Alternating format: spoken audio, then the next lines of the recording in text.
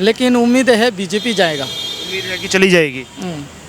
नहीं चली जाएगी क्या मतलब, सत्ता से हट जाएगी या दोबारा आएगी? 2 बार आ सकते हैं। अच्छा, आ सकती है। हाँ। क्या कारण है, क्या कारण लगता है जिसकी वजह से आपको लग रहा है कि दोबारा आएगी? काम तो कर रहा है। मुसलमान कंप्यूटर की तरफ देख रहे हैं, आज मुसलमान एक कॉलेज और स्कूल की तरफ देख रहे हैं। इन्होंने तो मुस्लिम को पढ़ने तक नहीं दिया। आप क्या बात कर रहे हैं? सिर्फ मेरा झंडा उठाओ कांग्रेस का, बस झंडा उठा के घूमते रहो, मिलेगा कुछ नहीं आपको। जो प्रधानमंत्री हमारे पूरी दुनिया देखती है, नतमस्तक है भारत के आगे। आप देख रहे हैं, चाहे मैं फ्रांस की बात करूं, चाहे मैं अमेरिका की बात करूं, चाहे मैं इटली की भी बात करूं, चाहे मैं आप टर्की की बात कर रही हूं, मैं आपसे टर्की तक नतमस्तक है हमारे भारत के प्रधानमंत्री को।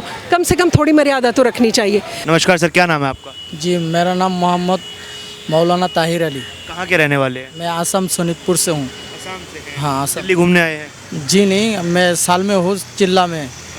हाँ, जमात में। जी, मरकज। अच्छा, अगले साल देश में प्रधानमंत्री पद के चुनाव होने वाले हैं, क्या लग रहा है इस बार नरेंद्र मोदी सरकार है वो रिपीट होगी या नहीं हो पाएगी? देखिए, ये जब हम लोग न्यूज़ वगैरह देख रहे हूँ, खबर वगैरह देख रहा हूँ, तो हो सकता है जा सकते हैं, लेकिन दूसरे इलाका में जा रहा है, जैसा कि कर्नाटक में कांग्रेस गया है। हो सकता है जा सकते हैं, लेकिन उम्मीद है बीजेपी जाएगा। उम्मीद है कि चली जाएगी। नहीं चली जाएगी क्या मतलब, सत्ता से हट जाएगी या दोबारा आएगी? 2 बार आ सकते हैं। अच्छा, आ सकती है। हाँ। क्या कारण है, क्या कारण लगता है जिसकी वजह से आपको लग रहा है कि दोबारा आएगी? काम तो कर रहा है, लेकिन क्या बोलूँ, आप तो असम में काम हुए हैं आप जहाँ से आते हैं? हाँ, हो रहा है। ये तो कभी कभार आधा काम हो रहा है, आधा नहीं हो रहा है, ऐसे ही। कुछ काम हो रहे, कुछ नहीं हो पा रहे। हाँ हाँ। लेकिन अगर पूरे उस पर देखा जाए, पूरे फॉर्मेट पे देखा जाए, तो नरेंद्र मोदी सरकार को पास मानते हैं, फेल मानते हैं? अभी फ़िलहाल दूसरे गांव, दूसरे जगह के एतबार से लग रहा है कि फेल हो जाएगा, ऐसा लग रहा है। सरकार रिपीट, लेकिन फिर भी आपको लग रहा है सरकार रिपीट होगी? सरकार रिपीट हो सकता है। नमस्कार मैम, राहुल गांधी की तरफ से जो स्टेटमेंट आई थी, अब प्रधानमंत्री को नमूना बोला गया, मुस्लिम लीग को सेक्युलर बोला जा रहा है और कह रहे हैं कि हिंदुस्तान में मुसलमानों पर अत्याचार हो रहा है। किस तरीके से देखते हैं आप इस स्टेटमेंट को? नहीं, कौन सा अत्याचार हो रहा है मुसलमानों पर? कह रहे थे कि 1980 में हाल जो दलितों का था वो अब मुसलमानों का हो रहा है। कैसा हाल था? 1980 में किसकी सरकार थी? इंदिरा गांधी जी की। तो फिर 1980 में यानी इन्होंने ये हाल कर रखा था कि आज कंपेयर कर रहे हैं खुद अपने आप को ही अपने इतने साल पुराने वाली बात से। तो मुझे लगता है, नहीं, आप सेल्फ गोल मानिए या मत मानिए, वो अलग इशू है। मैं बोल रही हूँ, जब देश की बात आती है और बाहर कहीं भी हम जाते हैं, तो शायद जापानियों का नाम बड़े उससे लिया जाता है कि जापानी अपने देश के लिए जीते हैं, चाइनीज़ अपने देश के लिए जीते हैं, लंदन वाले अपने देश के लिए जीते हैं, और भारत वाले किसके लिए जी रहे हैं? राहुल जी, बाहर जाके बुराइयां करना। अरे भाई, 80 में तो आप ही की सरकार थी, आपने दलितों का हाल इतना बुरा क्यों किया था? आज तक दलित मोदी जी उबार कर बाहर लाने की कोशिश कर रहे हैं मुस्लिम और दलित को। ये अभी तक नहीं चाहते कि ना दलित को न्याय मिले, ना मुस्लिम को न्याय मिले, ना कोई दलित आगे बढ़ पाए, ना कोई मुस्लिम आगे बढ़ पाए। तो मैं बोल रही हूँ कि कुछ अपने कर्म याद करिए, इतने पुराने जो हैं आपके। सत्ता किसकी रही है? सत्ता किसकी रही है हमेशा? भारत पे राज किसने किया है? कांग्रेस ने राज किया है। तो हमारा जो मुसलमान पत्थरबाज बना, पंचरबाज बना, और जो आतंकवाद का भी टैग मिलता है मुसलमान को, और मुसलमान टेलर का नाप लेते लेते गर्दन काट देता है। आज जो एक लव जिहाद वाला एंगल भी यहाँ पर हम देख रहे हैं, ये तो सबको पालते पोसते थे। यही तो प्रॉब्लम है। आज मुसलमान इनके चंगुल से निकलना चाह रहा है, तड़प रहा है कि इनके चंगुल से निकल जाएं, लेकिन ये चाह रहे हैं कि वोट लेने के लिए ना मुसलमान को फंसा के रखो बस। और दलित भाई तो काफ़ी पहले इनसे अलग हो गए थे। और दिल्ली में भी जो एक गरीब तबका को ये बेवकूफ़ बनाते थे, आप बताइए, एक झुग्गी वाला बरसों बरस झुग्गी में ही रहा। इन्होंने उसको ना कोई दुकान दी, ना मकान दिया, ना कुछ और चीज़ दी। तो वो झुग्गी वाला अगर इनसे सवाल करे तो ये कहते हैं मोदी जी के राज में। अरे भाई, सारी ज़िंदगी तो सत्ता में आप रहे हो, मलाई तो आप खाते रहे हो, सारे मज़े ऐश तो आपने लिए, और आप कहते हो कि जी फलाने के राज में ही हो रहा है। बल्कि 2014 से ये जो कहते हैं ना कि 2014 में आज़ाद हुआ भारत, कि उनका अपमान कर दिया, ये वो वाले आज़ाद की बात नहीं करते हैं लोग। ये इस वाली आज़ादी की बात करते हैं कि आज मुसलमान कंप्यूटर की तरफ देख रहे हैं, आज मुसलमान एक कॉलेज और स्कूल की तरफ देख रहे हैं। इन्होंने तो मुस्लिम को पढ़ने तक नहीं दिया। आप क्या बात कर रहे हैं?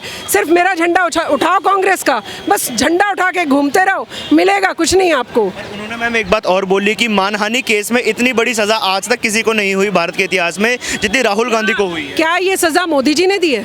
कोर्ट ने दी। किसने दिए? अभी जब हम राम मंदिर की बात करते हैं ना, तो अभी थोड़ी देर पहले डिबेट में एक जो सो कॉल्ड मुसलमानों के हीरो बने घूमते हैं चैनल में, सिर्फ इस डिबेट में भाग, उस डिबेट में भाग, बाकी मुसलमानों के लिए कुछ नहीं करते हैं, बस यहाँ खड़े होकर अपने नंबर बनाने आते हैं। तो मैं उनसे पूछ रही हूँ, अभी तो कह रहे थे कि राम मंदिर बीजेपी कैसे ले लेगी श्रेय, राम मंदिर तो कोर्ट ने कहा है, तो ये भी तो कोर्ट ने ही कहा है, इसमें मोदी जी को क्यों कोस रहे हो आप? अरे भाई, जो करोगे वो भरोगे। आपने ऐसे कांड किए, जज साहब ने आपको सज़ा सुना दी, अब वो ज़्यादा थी कम, ये आपका हमारा मैटर नहीं है, ये कोर्ट जानेगी और राहुल जी जानेंगे। राहुल जी के पास और ऑप्शन है, वहाँ जाएं। अगर कोई राहत मिलती है तो भी स्वागत है, नहीं मिलती है तो भी स्वागत है। आप जनता को ना इस तरह से बुद्धू नहीं बना सकते हैं कि सारी ज़िंदगी राज मैं करूंगा और मैं मुसलमानों को भी पिछड़ा और दुखी बताऊंगा, मैं दलितों को भी। भाई, तो दलित और मुसलमान दुखी और पीड़ित तो आपके राज से चले आ रहे हैं ना। आज आप देखते हैं मुसलमान IAS बन रहा है, IPS की तरफ जा रहा है, आज मुसलमान कॉलेज की तरफ जाता है, देखता है कि अरे मैं कुछ बन सकता हूँ। हाँ, ये हमें किस चीज़ में फंसा के रखना चाहते हैं? नहीं, हिजाब ही लगा के जाना। अरे भाई, स्कूल का रूल जो कहेगा वही वैसे। आप बताइए, जब मैं स्कूल जाती थी मेरे 2 रिबन लगे होते थे, मेरे बाल छोटे थे, मैं हेयर बैंड लगाती थी, जिन लड़कियों के बाल लंबे थे वो 2 चोटी करती थी। तो मैं स्कूल के रूल्स फॉलो करती थी या अपने धर्म को लेके बैठ जाऊंगी? नहीं, मैं तो ऐसे आऊँगी। अब कल वहाँ कहेंगे जी भाई और पापा भी साथ में नमाज़ पढ़ेंगे स्कूल में आकर, तो ये लॉजिक नहीं है ना। तो मुसलमानों को थोड़ा सा आगे बढ़ने दीजिए, हाँ, मुसलमानों को काम करने दीजिए। ये मुसलमानों को अपनी वोट बैंक बनाकर ना पत्थरबाज और पंचरबाज तक मत छोड़ा रहने दीजिए, आगे बढ़ने दीजिए। आगे बढ़ रहा है मुसलमान। आगे बढ़ने की जैसे बात की, तो उन्होंने एक सेक्युलर टैग दिया है पार्टी को, मुस्लिम लीग को, कि मुस्लिम लीग तो सेक्युलर पार्टी है। नाम कहाँ से शुरू है? मुस्लिम। तो मुसलमान का या हिंदू का, किसी का एक का नाम शुरू हो जाए किसी नाम से, हिंदू का नाम, इसको शिवसेना से मत जोड़िएगा। भगवान शिव कौन है? भगवान, उसको नाम से नहीं जोड़ा जा सकता। जैसे कुछ लोग कह रहे हैं अरे शिवसेना, अरे भाई, भगवान शिव का नाम तो कोई भी रख सकता है। मैं कल कोई पार्टी बनाऊं, मैं भगवान के नाम पे रख सकती हूँ, बात वो नहीं है। बात ये, यहाँ तो मुसलमान एक जाति का ही नाम है मुसलमान, आपने उसी के नाम पे रखा हुआ है, फिर आप सेकुलर भी बन रहे हैं। अरे भाई, आप सेकुलर नहीं हैं, आप सिकुलर हैं। आपके दिमाग में सिकनेस है, आप बीमार हैं। और मुसलमान मुसलमान मुसलमान कहते हैं, मोदी जी करते हैं, कर कौन रहा है?